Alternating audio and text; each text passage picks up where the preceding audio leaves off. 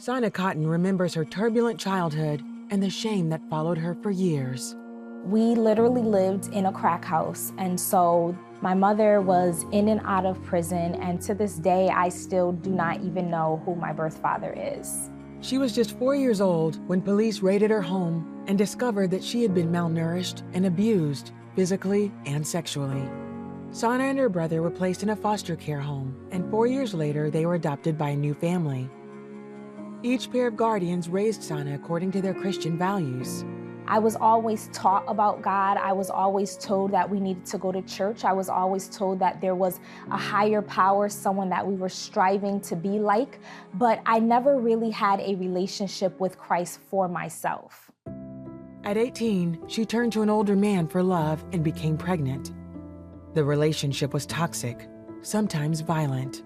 I was still trying to find out who I was, and I was still trying to find someone that was going to love me. I was trying to still kind of heal and trying to find a way to get the love from a man, really, that I was lacking from my birth mother, my birth father.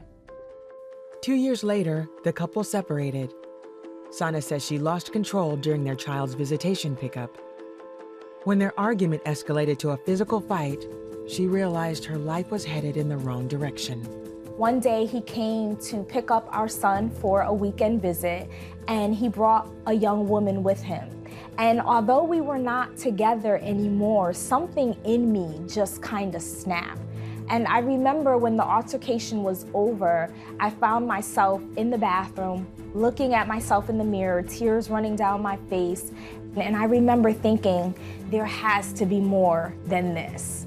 And before I went to sleep that night, I literally got down on my knees for the first time in years. And I just cried out to God, and I asked God to really show me someone who was going to love me the way I deserve to be loved.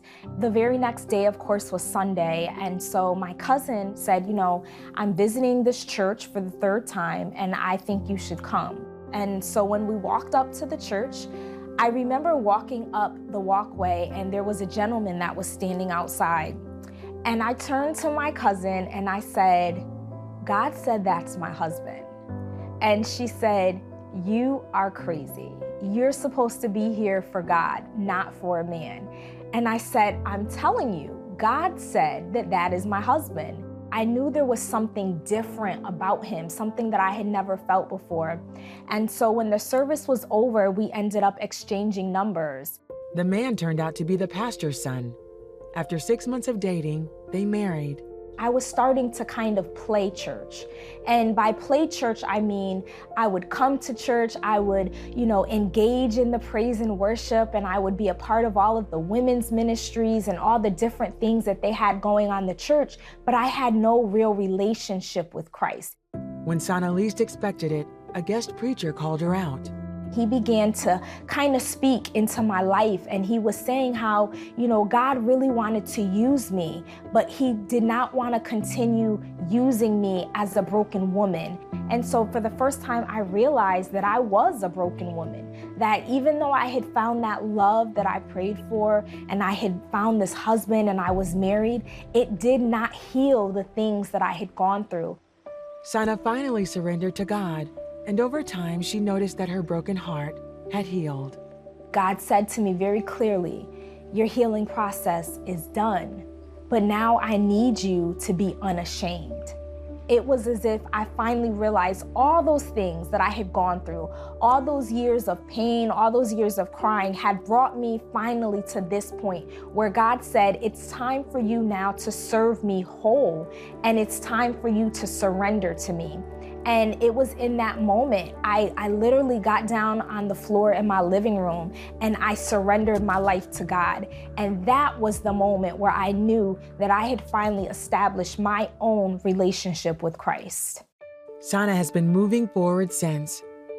She's been married to her husband Joshua for 11 years now and serves alongside him in ministry. She's a motivational speaker and advocate for adopted and foster children, as well as children with incarcerated parents. She also founded Unashamed, a foundation that aims to empower women. She's no longer ashamed of her past. In fact, she embraces it. as proof of God's power to heal and make whole. You know, the thing that brings me the most joy in my life is allowing my children to see me as the woman that I am today. They have seen me as a broken woman. They have seen so many times that I've cried, but now they get to see God's work in my life. The very things that shamed me, the very things that caused me to be ashamed of who I was, God is allowing me to use those things to go out and speak to his people and to really tell them of what he's done for me, to show them that if he did it for me, he can do it for you.